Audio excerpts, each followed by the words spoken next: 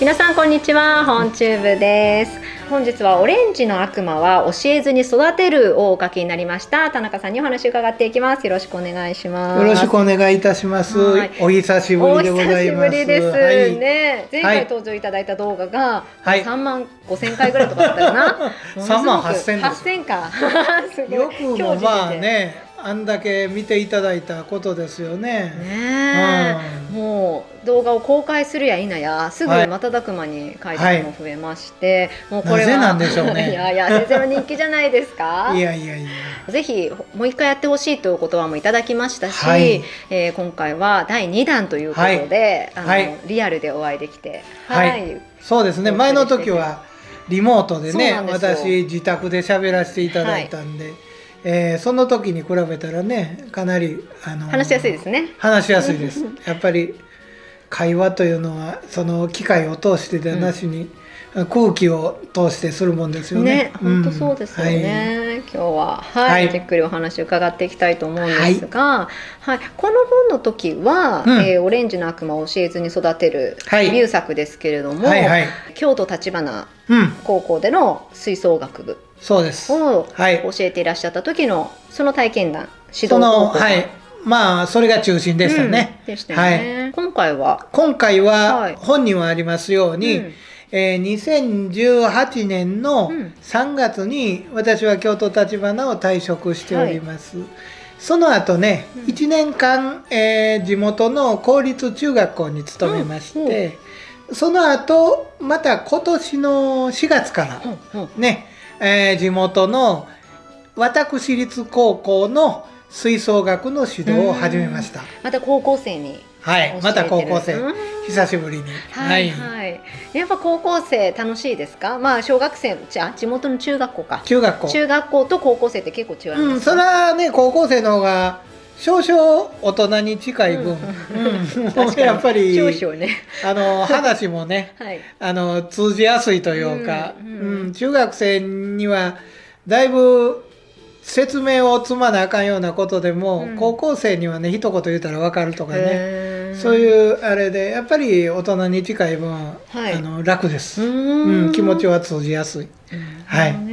で今の学校もまた女子が多いですか？じゃないんですよ、実は。今のね勤めております大正学園高等学校ね、かなり伝統のある学校でして、橘より古いんちゃうかな。もう120年以上なんですよ。で、もともとはね男子校なんです。で21世紀になってから、共学になったというね、そういう学校で OB 会長がね、オール巨人師匠なんですよ。そうなの。すごい大物という、ほんまに大物です。存在も大物、体格も大物、のオール巨人師匠も卒業された学校でね、男子校やったとこで、その伝統のまま共学になった現在でも全校生徒の7割が男子なんです。今年なんかはなんとものすごい人数集まりましてね、1学年がなんと500人以上おるんですよ。この少子化の時代に。それから全校生徒が1300ぐらい。それがまた敷地が狭いんですよ。だから私は放課後だけね指導に行くんですけど、私が行った頃一般生徒のね、下校時間と重なりましてね、まあすごい数のかなり圧がありますよ。しかも男子でしょ。男子がドドドッと出てきゃうんですよ。だから随分全人校とは様子は違います。違いますよね。しかも吹奏楽部あるんですか？あるんですよ。それがもともとあったんですか？もともとからあるんですけどもね、どうしても小編成なんですよ。で、私の理論としてね、吹奏楽部っちゅうのは、ほっといても全校生徒の1割は集まると。それが私の理論やったんですよ。これまで。1300人だとしたら130人ぐらい。130人。そこに十何人しかおれへんっていうのはね、これはなんかおかしいんでしょうと思ってたんですが、ほんで今回ね一生懸命私も、頑張って生徒集めのね部員集めのその技をたくさん伝授いたしまして、こうやったら集まる、こうやったら集まるとかいろいろやったんですけども、なんとね結局私一生懸命関わっても十数人15、6人しかでもまあ今までのそうですそうです、それから30人は超えたんですけどもでもねやっぱりね私の理論でいくと 1年生が500人入ったいうことは50人ぐらい入れたかったんですけども、無理でしたね。へー、なんででしょうね。なんでかということをね、いろいろこう反省して分析いたしますとですね、やっぱりね時代ですね。時代？これがね半世紀前、1970年代60年代から70年代、やっと、すごい人数集まってると思います。なんでかというと、当時ね、吹奏楽部というのは、男の子のためのクラブやったんです。音楽好きの男子のためのクラブやったんです。僕が幼い頃、子供の頃、高度経済成長時代ぐらいの時、ね、男の子がクリクリ坊主でまたガー開いてきてカーッと吹くみたいな、そういうのがね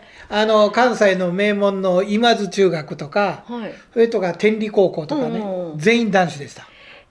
女子のものじゃないんですね。女子はねそっからね、あっという間にね70年代から逆転しました。今や男子として吹奏楽部へ入る子が学年で1人だけとかね、ゼロとか。そやからかわいそうにね華奢な男の子やのに、男子やから言ってチューバー与えられてなんか楽器に隠れて吹いてるとかねそんな感じで男子はね扱われているというかね。だから昔やったら男子の多い学校やからすごい人数集まってたと思うんですよ。ところが今中学校の吹奏楽部見渡してみても、男子多いとこで2割くらい、少ないとこやったら0とかね、そんなとこがたくさんあって、平均したら1割いてるかどうかいうとこなんですよ今。だから吹奏楽部の経験者自体が数少ないんですよ、入学生の中で。今回それを一生懸命ね調べ上げました。顧問の先生にね協力してもらって、調査書内申書を見て吹奏楽部そうです全員見てもらったんですよ。吹奏楽部に所属って書いてあるの全部ピックアップしても20人少々やったんです。やっぱり今の比率ですね。だから500人おってもすごい経験人数は少ないんですよ。だから頑張って20人中15人は入れたんですよ。すごい、でもその割合はすごいですね。割と入れた経験者獲得できましたね。にしてもねやっぱり今回は、人数を集めることに関しては失敗しました。失敗というかねやりようがなかったですね。もう一つ、私のよく使う手でね、大道芸のごとく、みんなに見てもらって、これは面白いそうだぞというので、なんだというので、もう渡り廊下にねこう鈴なりに顔が並んでね「おい!」とか言ってねそういう光景を期待したんです。ほんで中庭でねちょうどいい中庭があるんですよ。でそこでやりたいと、ランチタイムコンサートっちゅうのをやらせてくれという形で顧問の先生に言うて校長さんに頼んでもらったんですよ。ほなダメ出されたんですよ。なぜかというと見たら分かりますわ。その中庭からね愛が北壁のように、ドーンと十何階建てのマンションが隣にドーンとそびえ立ってるんですよ。中庭から見えるんだ、見えるところが手伸ばしたら届きそうなところに触れちゃうぐらいのそれはね、なかなかきついんですよね。大きい音出しますしね。大きい音を出すんでね。でもねこのままほっといたんじゃいつまでたってもそのままやいうことで、今一つのプロジェクトとして動かしてるのは、そのマンションの方々に可愛がってもらえるように、ね、こうポスティングで何月何日の何時からすみませんが演奏させてくださいと、でね、みんなベランダから顔出して見てくださいねというような形をねできるように、その自治会長さんとかと交渉したり、そういうことから始めていこうと思うんですよ。まずは生徒とも言ってる合言葉が、隣のマンション攻略。マンションの人見てますか？いうことから、見てくださいね。ぜひ、私たちを味方にしてください。そういうことで、やろうとしております。それと、あとは、今、吹奏楽部はね、女の子も頑張って集めて、言うても半々より男子がちょびっと多いかな。でももともと3割しかいないのに、3割しかいない女子の中で、それから十数人集めてるんですよ。まあまあね、経験者は女子がほとんどですから、でも男の子の経験者もだいぶ引っ張ってきてね。やっぱり経験者の方がいいですか？それは教えやすいというか、でも癖があったりとかするのかな。まあそれもありますけども、まあ癖は直さします。今回経験者と初心者が5、6人混ざってるかな。4人に1人ぐらいが初心者。それぐらいが比率じゃないでしょうかね。立花の頃は1割もいてなかった、学年に1人2人ぐらいの初心者やったんですよ。近所の名門淀川工科高校さんも、まあ男子の多い学校なんで、昔からなかなか頑張って生徒さん集めてはるんやけども、かなり学ぶところありますね。今までその人数集めるんは全人校は何の苦労もなかったんですよ。それよりもどんな子を来てほしいかということで、私がリクルートにこう回ったりしとったんですけども、とにかく今はどんな子がいてそんな襟好みしてられませんよ。とにかく来てくださいと、いうような形でね集めて、まあその辺の苦労はあるんですけども、いやそれも苦労じゃなし楽しいです。なぜかと言いますとね、今の2、3年生の部員のためにもなるんですよ、その勧誘活動っていうのは。それまでね、自分が特にね、ぼーっと活動しとった子ね、その特に目的意識もなしにね、まあ義務的にとまでは言いませんが、自分で選んだクラブなんですからね、そこまでは言いませんが、まああんまりそんなに意義を考えずにやっとったような子が、一生懸命新入生を誘うわけですね。こんな楽しいんやでとか、こんないいことがあるでいうようなことを一生懸命声かけて言うでしょ。上級生の方がむしろね、自分たちは非常に素晴らしいことをやってるんだと、意義深いことをやってるんだぞということにね、逆にこう気づいてくれたら、貴族意識がね、上級生の貴族意識がそれによって育ってくれるっていうのも一つの狙いなんですよ。だから新入生を集めること自体がそれが主目的ではありますけども、それによって上級生が活気づいてくれること、そうですね、引っ張ってってくれる、それの方が私の目的としては比率は高いんです。それ生徒にはちょっと本来は言いたくなかったんですけど、生徒もこれね、YouTube で見たら分かりますんで、先生そんなこと考えとったんかみたいなことになるかもしれませんが、まあ事実そうなんです。だからいろいろと女子の多いクラブから男子の多いクラブというのは、同じ吹奏楽でも全然違います。違いそう。それが楽しいんですよ、また。で、自分自身が男子でしょ、私実は男の子なんですよ。いうことでね、だからこの本に書いてあるように、女の子と仲良くというか、女の子をこう活気づいてやってもらうにはということを、もういろいろ苦心したことを、本になるぐらい苦心したんですよね。それが今回は楽しみだけでほとんどいけるんちゃうかなと。それがね、男女半々もしくは男の方が多いという集団の中の女子というのは、特に指導しなくてもちゃんとするんです。なんでですか？女の子は男の子の目があったらちゃんとするんですよ。それすっごいわかります。女子校出身だからすっごいガサツでした、女子校って。僕も最初のうち5年間は女子校でしたから、それは女性というものの見方が変わるでしょう。私も最初かなりカルチャーショックがありましたよね。どこも多分そう。平気でこんな人仰いでるんですよね。お前らそれやめろって先生が怒るみたいな。はしたないことはやめなさいよっていうなもんで、そんなこと昔よくあったんですけども、男の子の目のあるとこの女の子っていうのはほんまちゃんとしますよ。だから実は私が教えとった中学からも何人か来てるんですよ。嬉しいことに。吹奏楽の子はみんなこっち来てくれてね、でそれがね、中学の時よりもかなり良くなってるんですよ。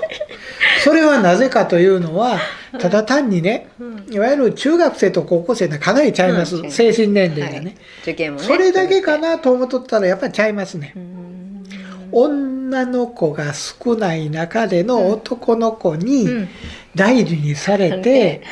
する女子というのはほんまにちゃんとしますよ。いいな、そういう経験してみただから女の子は特別な指導のいる子以外はほっといても、ああええ子やなと思いますよ。私中学時代知ってる子でもね、こいつこんなことできるようになったんかとかね、いやこんなこと言える子やったんかみたいなね形でね、ただ単に3つ年いったことによる、精神年齢の発達というのだけじゃない。それは男子に見守られることにより伸びてるんです。伸びるんだ。面白い。じゃあ男子はね、女の子の目があったらちゃんとできないというふうなね、そういう逆のパターンがよく、だからちょっと中学校の時にね、ちょっと先生の言うこと聞かんやつとかね、そういうのは女の子の目があるからそういうことでね、あれ男子校へ放り込んだらみんなちゃんとするんですよ。そうなんですか？そうですよ。私の勤めとった中学校は臨海学校っていうのがありましてね、鳥取の方の海岸へ行って民宿に泊まるんですよ。ほんで各クラスの1組男子1組女子というような形でね、クラスの男子女子の20人ずつぐらいので一つの民宿に泊まるんです。ほんで私は男性ですから男子の宿舎の担当になるんですよね。そうするとね、普段のね態度の悪いやつ、ね、改造した学生服を着て、くんね頭してね、ビーバップハイスクールみたいなやつら、そういうやつらが、そういういらん元気のあるやつが、それがね、その宿舎ではね、宿舎こっちもしんどい言うて風呂上がりにね、ゴロンと寝転んでると「先生!」っていかついやつが呼びに来る「先生食事の用意ができました」こいつ俺に敬語しゃべるようなやつやったかなと。普段違うの？ほんでその食堂へ行ったら、みんなびっしり座って正座して待っとるんですよ。本当に？なんで？女の子の目がないからちゃんとするんですよ。キビキビと働いてね。そんな男子の姿見たことないから。普通はそこにかなり力関係が普通ねあって、そのイラン君のやつはね、やらんかいって、ほんで弱々しい子が一生懸命働いてみて、全然違う。みんな公平に働いてる。そうなんだ。で、そんな状況でね、いやこれは男ばっかりっつうのはやりやすいもんやなとね、あの頃まだ私20歳代の頃の私ですわ、なかなかええなと思っとったんですよ。ほんで夜の打ち合わせみたいなのがあって、ほんでうちのクラスの女子の宿舎の担当になった女の先生に聞いて「先生うちの子らどうですか?」言ったら「先生あの子らあんな子らやと思ってませんでしたわ」ってものすごい顔して言わはるんですよ。なんかご迷惑をおかけしてますか?」って全然動かへんし文句ばっかり言うしほんまにもう最低ですわ言われてね。女子は、普段ねうちの女子っていうのは学校では優秀なタイプやったんですよ。女の子はどっちかやったらやりやすい子がうちのクラスは結構集まったりしてたんですよ。それがそんな評判なんですよ。男子の目がなくなるとやっぱ女子はそうですそうです。そうなんだ。かなり本からは離れていってますがこれ根幹ですからね。はい、学校教育の根幹ですよ。でじゃあ男子は今回多いから、男子は多いから気心通じやすい、育てやすい、ほんでまたあれでしょ音楽好きの子ばかり来てるでしょ。いろんな雑多な男子を相手にすんのは、なかなかこっちも労力いりますわね。ところが音楽好きの男子ばっかりでしょ。僕がいろんなことを彼らの知らんようなこととかいろいろこれはどんなことか知ってるかとか、これは実はなこういうことになっててとか言ったら、目を輝かしてかわいいそうなんですかとか言ってものすごい素直に喜んでくれるんですよ。私はねでもこの本の時から言うてるように、どんな上の大会でどんな良い賞状をもらうかというのを目標には今回もしません。ここで彼らを生き生きとやってよかったなと、ね、それもこの間までのようにね立花でしか経験できない、今度は大正学園でしか経験できないようなことを、3年間のうちでね経験していって卒業していってくれたらなということを、その策をいろいろ作戦を今立ててる、それが楽しいってしょうがない嬉しそう。先生が一番嬉しそう。そうやな。本当にね、指導者がね、こんだけ楽しんでくれてたら。私が楽しまんことにはね。だから今回の場合はかなり本にしたら、この苦労話じゃなしに明るい。それ逆に本にならないかな。これは楽しいですよってそんな本にならんかな。他人の不幸は蜜の味言いますのでね、私が苦労したことを書いてるから皆さん読んでもうたんかな。私はこんな楽しいんですよってケーって誰も読んでくれへんかったりして、でそんな中でも読んでくれはる人がねいたはったら、私この続編をね本当に、今企画してるんですよ。この時は女の子の指導法でしたけれども、女の子の指導やったんが今度は男子が少々多いバンドという。またさらに教えずにまた育てるわけでしょ。そうです教えずに育てられるんですよね。だからもっといろんなことをね、経験してほしいんですよ。その中でいろいろ目標になるような、ことを今ようけ提示していってるんですよ。一つこれだけはちょっと種明かししておきますと、立花時代にの1996年、97年のね、御堂筋パレードにやってきはったアメリカのね、カリフォルニアリパーカッションズというね、いわば市民バンドなんですけどね、めっちゃくちゃ楽しいパフォーマンスバンドがあるんですよ。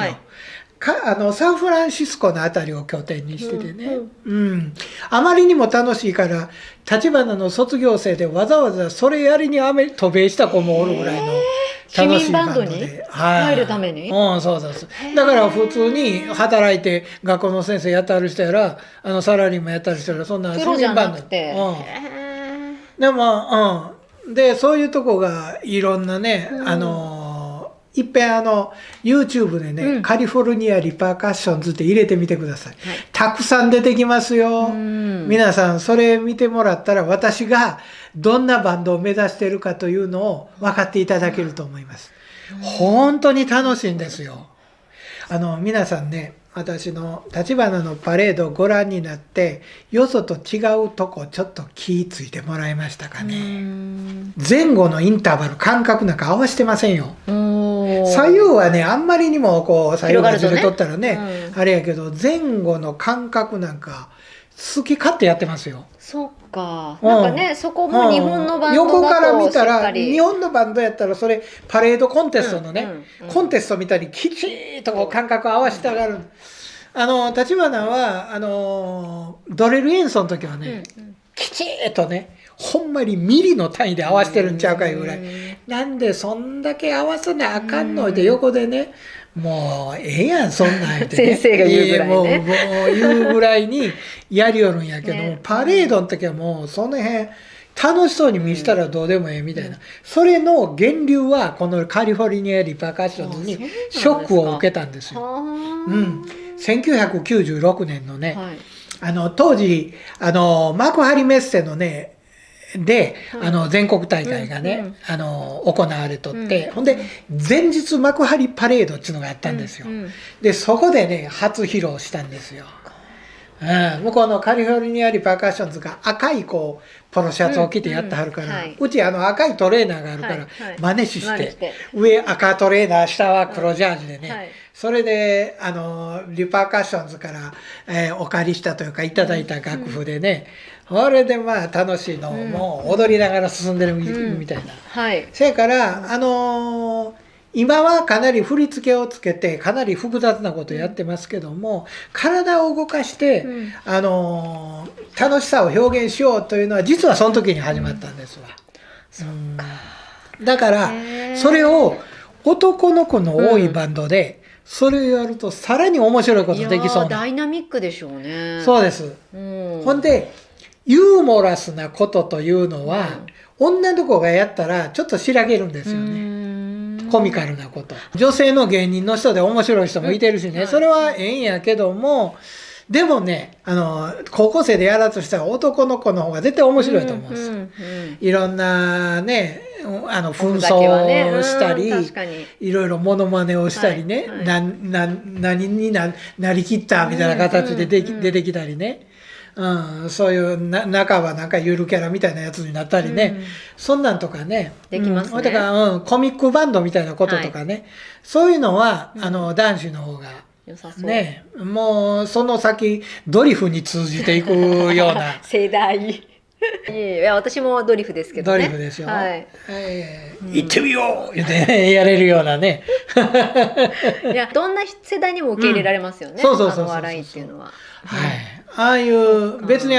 コミックバンドを目指してるわけでちゃんと演奏もしますよ。演奏も一人一人上手くなってほしいけども、やっぱり目指すとこはね楽しんでもらいたい。やっぱパフォーマンスっていうところですか？エンターテイナー。そのパフォーマンスを隣のマンションの人がベランダから首出して見てほしいんですよね。でも男子高生って照れないです。照れさせない。照れさせない。照れることが恥ずかしいことだということをね徐々に分からしていこうとしてるんですよ。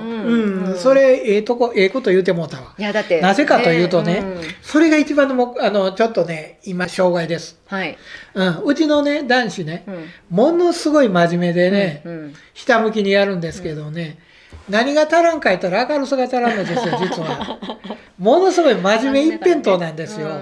それからそういうシャレの聞いたこととかね、それはもうシャレを聞かした人間が、やっぱりそれを伝授してやるしかしょうがないでしょ。そっちの方が人間力ですからね。そうでしょう。いろんなキャラおってもいいんですが、何人かその突出した面白いやつがおってほしい。と思う。でもこの間ね新入生のクラブ紹介でラテンをやりよったんですよ。エル・クンバンチェロやるやつ。踊りもしたんですか？踊りというか振り付けもちょっとしたりベルを振ったりでちょっと図形を描いたり、ほんでわーわーキャーキャー言うて、後ろのラテンパーカッションがね部長なんかこう虹色のアフロをかぶってね出てきたりいろいろやって、それがその割にはあんまりたくさん集まってくれませんでしたけどもそういうことをねやったんやけども、どうだったんですか、本人たちとしては。本人たちとしてはね非常に達成感あって、生徒に「どうやった?」って言ったら「うまいこといきました言うて自分から言えるぐらいやから、そうですね、かなり達成感あってやってよかったなというような感じやったんで、そのパフォーマンスというのがいかに音楽を立体的に表現することの重要さ、それをね彼らにずっと浸透させていきたい。今はねいろんなとこへ連れていくことがねできないでしょう、今はもうね、アメリカどころか台湾や韓国でも行かれへんからね、ほんまに距離の問題やないですが、ね、そういうことを外国を経験させてあげるというのはね、本当に私の指導の中のまたこれも基本のね、根幹の中の一つやったんですけど、それが今できない状況やからね、でもまあ日本でも聞いてくれるお客さんはいてるんやから、その人らに向けてまあどんなことをね披露していくかということ、まあもちろん技術的にも伸ばしたいですしね、そういうことをいろいろと考えておりまして、この4月からですから、始まってまだ1月半ぐらいにしかなりません。それもコロナやから、今例年の半分も練習できないんですよ。ね、土日は強制的に休まなあかんし、で1日のあれもこの緊急事態宣言中は1日2時間までなんですよ、活動が。こんなんでね、夏のコンクールなんかどうするんだというような。でもみんな同じ条件やからね、うちだけがそういう目に遭わされてるのとちゃうから、まあそれは甘んじて受け止めてね、やらなしょうがないんですけども、ほんでもそんな中でもね、こういうふうに育てたいという、そういうプランはね、指導者が絶対持っておかなあかんので、もうこのことはね今3人で指導してるんですよ。あとは若い人なんですけど、顧問の私は嘱託職員みたいなもんでね、立場としては音楽監督という吹奏楽の指導のためだけのその職員なんです。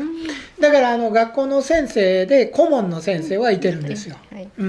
その先生と副顧問のこれは新卒の若い女の先生と、でまあ30前後の男の先生と、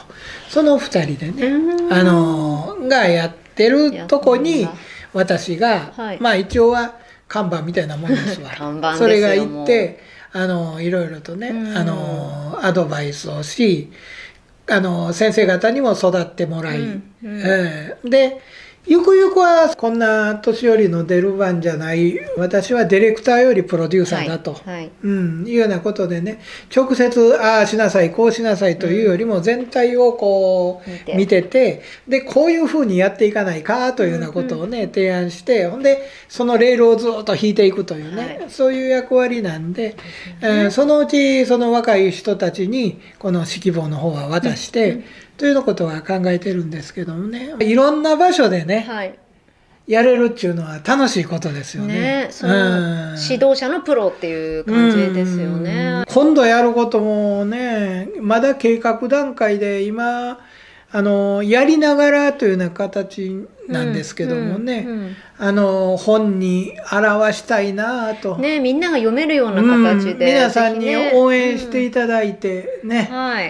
ぜひ先生本出してくださいという世論を高めていただいたらどっかね出版社がね動いていただいたらまたねオファーが来ましたら、私また誠心誠意